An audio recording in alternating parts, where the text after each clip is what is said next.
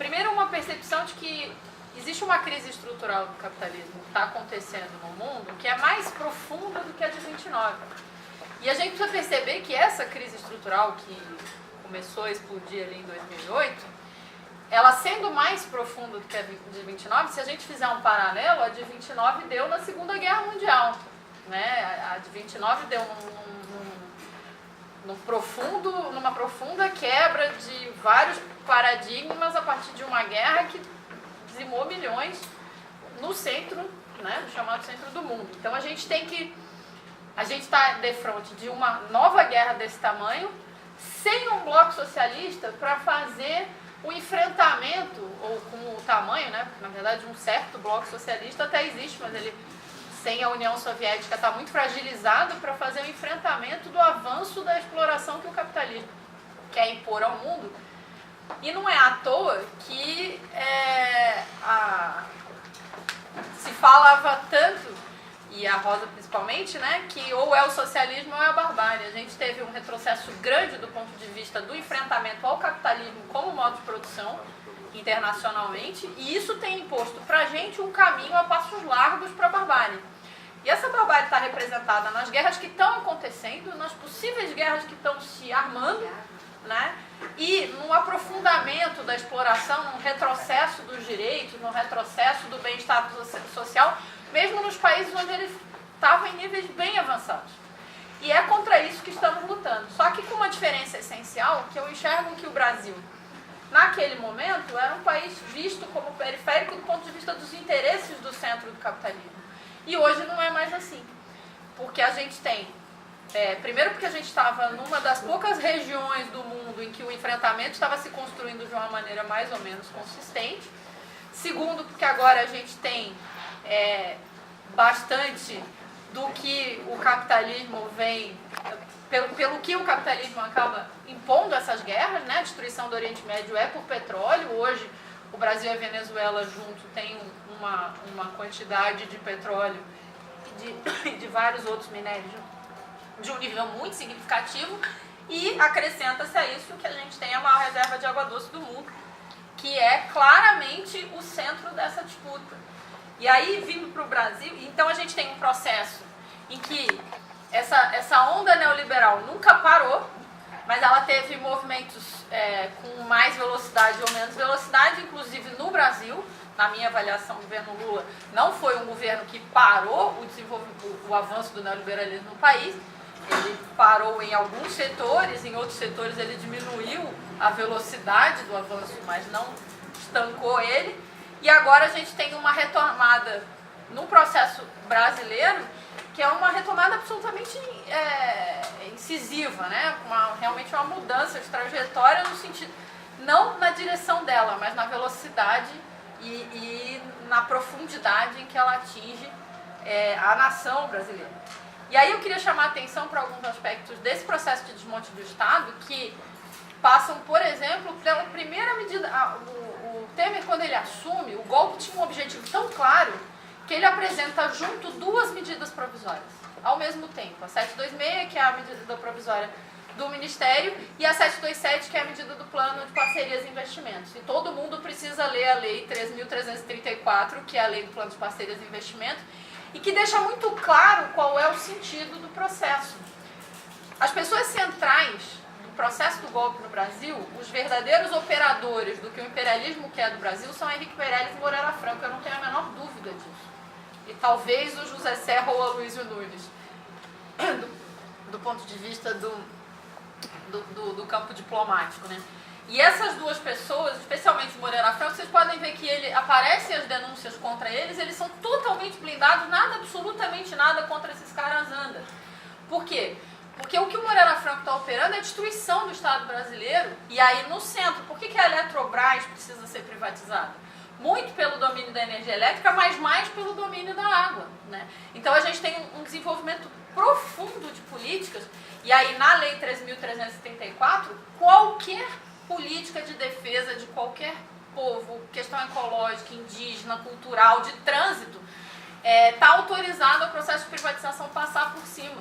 com um instituto jurídico que eles chamam de prioridade nacional, que é uma coisa absolutamente assustadora. Todo mundo precisa ler isso, porque... E lá também está escrito que a usina de Belo Monte pode ser privatizada independente de entrar em operação e que toda a educação e toda a saúde pode ser mercadorizada, porque aí tem um processo também de transformação do que a política de Estado de saúde e educação que existia, ainda que precariamente representava, num processo em que ela não tem mais valor de uso, ela vai ter só valor de troca. A importância para eles é transformar essas duas, que deviam ser direitos e questões de acesso à humanidade e à dignidade, elas estão sendo transformadas em mercadoria e só isso.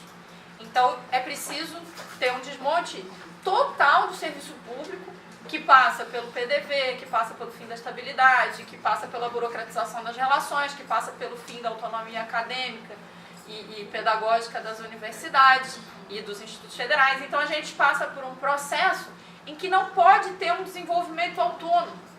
Então a mão neoliberal está caminhando pelo desmonte do Estado, pela retirada de direitos e pelo aumento absurdo da repressão. E aí isso que o Pedro falou dos valores tem uma relação intrínseca com a possibilidade e a permissão de que se faça repressão. Porque vai ser preciso, se você retirar toda a perspectiva do povo de viver, porque você não vai ter saúde, não vai ter educação, não vai ter direito, não vai ter... você precisa criar um aparato estatal para reprimir profundamente qualquer pessoa que resolver abrir a boca. E aí, para isso ser autorizado, pelo menos por uma parcela da população, você precisa deixar claro, primeiro, quem é um suposto inimigo, né, que supostamente teria criado todo esse processo, está localizado basicamente na história da corrupção e da esquerda, mas que, além de tudo, eu preciso de uma autorização para matar e arrebentar e quebrar, enfim, em qualquer instância. Então pode ser um diretor de um campus lá de Abelardo Luz, do Instituto Federal, que tem os seus equipamentos pessoais, né, de computador e tal, apreendidos, pode ser o reitor que vai preso, tem a cabeça raspada, qualquer um que tenha o mínimo de relação, e aí não são só as pessoas, né, a intenção é quebrar as instituições. Claro que junto com isso a gente tem a emenda constitucional 95, porque também eu preciso desmontar o que existe de atendimento para poder justificar o processo de privatização. E essa privatização, eu insisto, não vai funcionar só na medida de venda de empresas, vai funcionar na medida de concessões, vai funcionar na medida de cobrança de mensalidade, vai funcionar em várias outras instâncias, né, de organização. Então a gente está diante de um quadro em que há um desmonte de todo tipo de atendimento, ou de direito, ou de tipo de proteção social e de dignidade, para poder basicamente fazer três coisas, que é permitir o avanço, para fazer uma coisa, que é permitir o avanço do capitalismo e da exploração, mas em três formas, né? A quebra do Estado, a retirada dos direitos e da rede de proteção social e a permissão de repressão. E aí cada uma dessas coisas vai acontecendo de uma maneira associada em todas as instâncias. E aí, o que sobra para o movimento sindical? O movimento sindical está absolutamente perdido. A gente veio num processo de ascensão do 8 de março até o 28 de abril de organização, em que tinha, aí não só o movimento sindical, mas particularmente. Só que quando passa do 28 de abril, houve uma certa exaltação, e dali em diante se quebrou a organização, as centrais sindicais não conseguem mais se reunir, as pessoas não estão conseguindo ver o centro da luta, e estão se dividindo e se fragmentando. Eu sou da saúde, estou brigando pela saúde, eu sou da Eletrobras, estou brigando contra a privatização da Eletrobras, cada um, né, fragmentado, e isso é muito grave. A gente precisa de uma organização que enfrente o processo do golpe em si e o avanço do neoliberalismo em si. E isso está muito difícil de fazer, porque as pessoas estão se vendo atingidas particularmente por um outro aspecto. E, no meu entendimento, eu acho que o PT pagou um preço caro por ter acreditado demais em eleição e no que era possível fazer a partir do governo, acreditando que o governo é poder, esquecendo que a gente já sabia que o governo não é o poder está em outro lugar, e aí a gente acreditou demais na nossa capacidade de fazer isso, e continua acreditando demais na capacidade de resolver os problemas via eleição.